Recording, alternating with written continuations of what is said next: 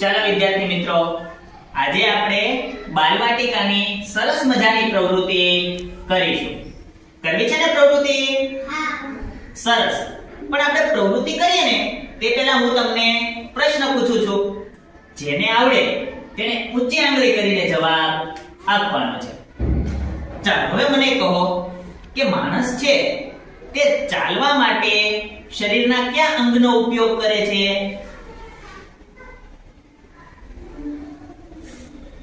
હા દીપાલી. પગનો. અરે વાહ, સરસ. જો માણસ ચાલવા માટે શેનો ઉપયોગ કરે? પગનો. હવે બીજું કયો કે માણસ છે તે દોડવા માટે છે શેનો ઉપયોગ કરે છે? હા મહિમા, તું કહે. માણસ દોડવા માટે શેનો ઉપયોગ કરે? પગનો. અરે વાહ, સરસ. જો ચાલવા માટે પણ પગનો ઉપયોગ થાય, દોડવા માટે પણ પગનો ઉપયોગ થાય. હવે મને એમ કહો કે કૂતરાને છે તે કેટલા પગ હોય છે? વિચારો. કૂતરો જોયો હશે ને બધાએ? તો ગણો તો કૂતરાને છે કેટલા પગ હોય છે? હા નિકિતા, કે કૂતરાને કેટલા પગ હોય છે? કેટલા? અરે વાહ, સરસ. બેસી જા. કૂતરાને 4 પગ હોય છે.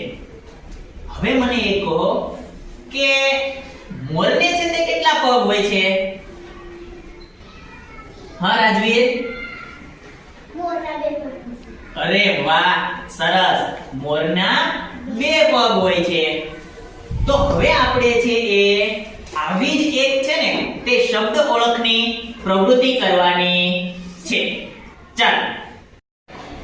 ચાલો બાળકો, આપણે છે જાણ્યું ને કે માણસ ચાલવા માટે પગનો ઉપયોગ કરે, દોડવા માટે છે તે પગનો ઉપયોગ કરે છે.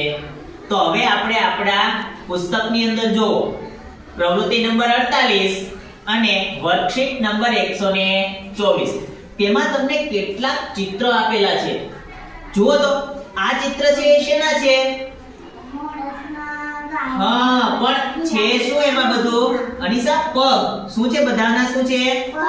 અરે વાહ, સરસ. જો હવે હું કહું છું, સાંભળો.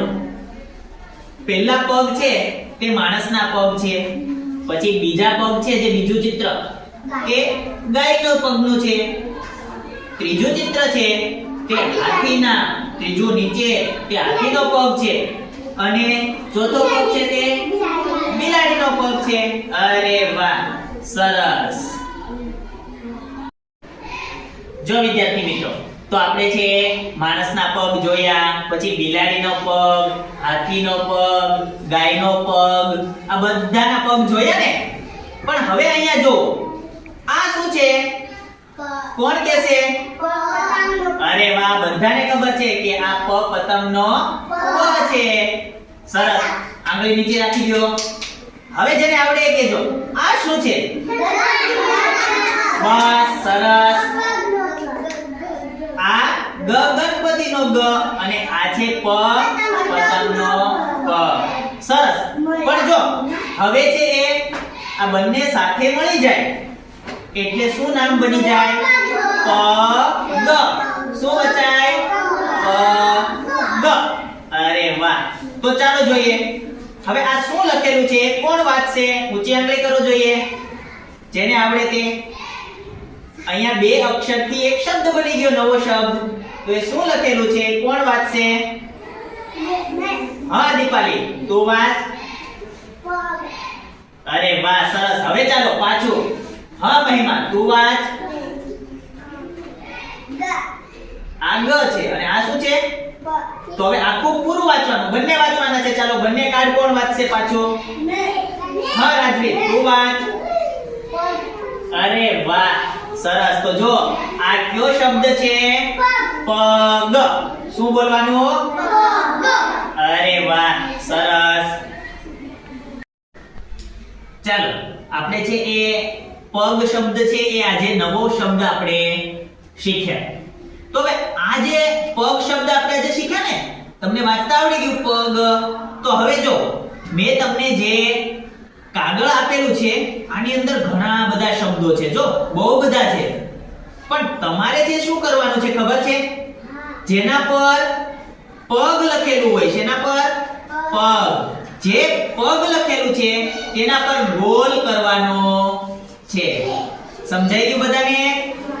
સરસ. ચાલો તો હવે કરો જોઈએ બધા છે પેન્સિલ થી, જ્યાં વાંચો પગ લખેલું છે તેના પર ગોલ કરો જોઈએ. હા, બધે જ્યાં પગ લખેલું છે ત્યાં બધે જ કરવાનું.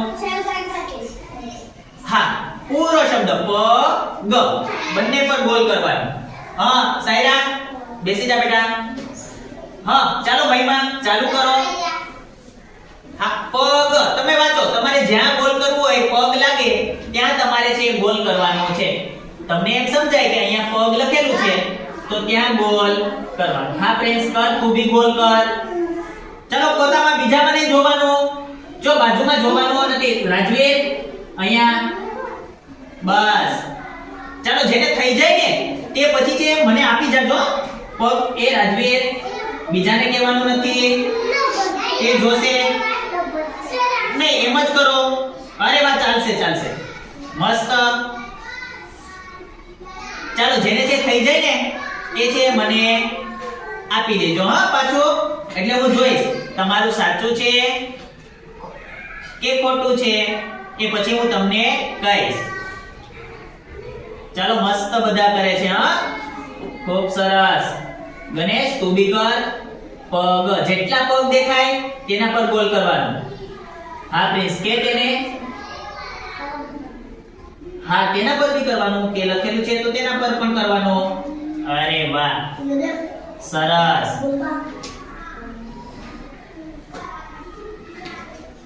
સરસ.